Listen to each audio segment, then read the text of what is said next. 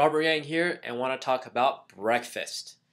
Your mom, your grandmother, your great-great-grandmother, they were all right about eating breakfast. Now I'm going to give you 7 reasons. 7 reasons why breakfast is so important. So after this little clip, you'll have no excuses anymore for breakfast. You've got to make time for breakfast. Now, if you look at the word breakfast, you just break it apart. It's break the fast. So when you wake up in the morning from sleeping, you're actually in a fasted state.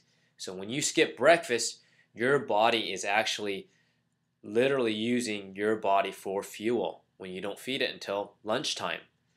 And that becomes a problem. That leads me to reason number 1, which is when you lose muscle mass like that, what's going to happen is that over a period of time, and people do this for decades, and we see this in the older population, they end up getting a condition called sarcopenia, meaning loss of muscle mass, like osteopenia, loss of bone mass.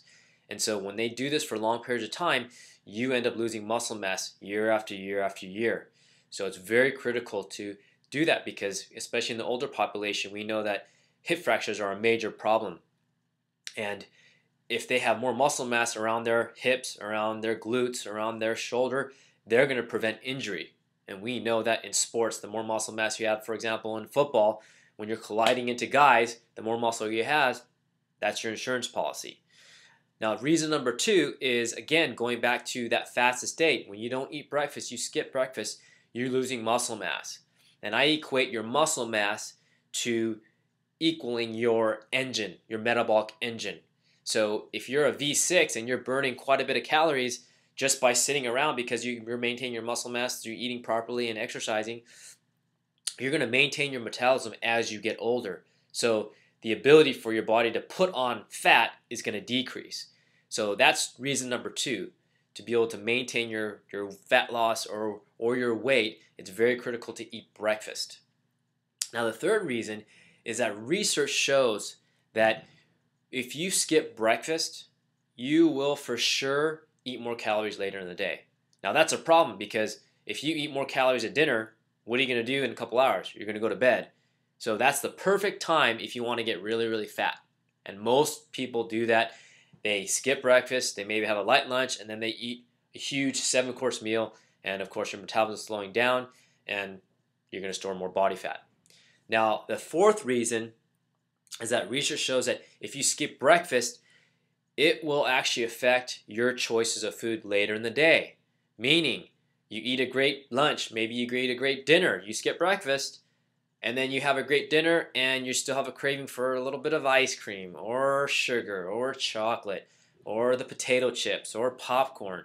Well, those are the perfect foods, again, to put on body fat and to affect your sleep and your blood sugar and all kinds of other hormones at night that you need to repair yourself. But you are craving those foods because your blood sugar wasn't controlled from the very morning because you skipped breakfast. So that's reason number 4. Now 5 clearly shows in studies with adolescents to kids in kindergarten, there's research showing that if you eat breakfast, they show that you have better focus, concentration in school, as well as in work, and obviously especially in sports.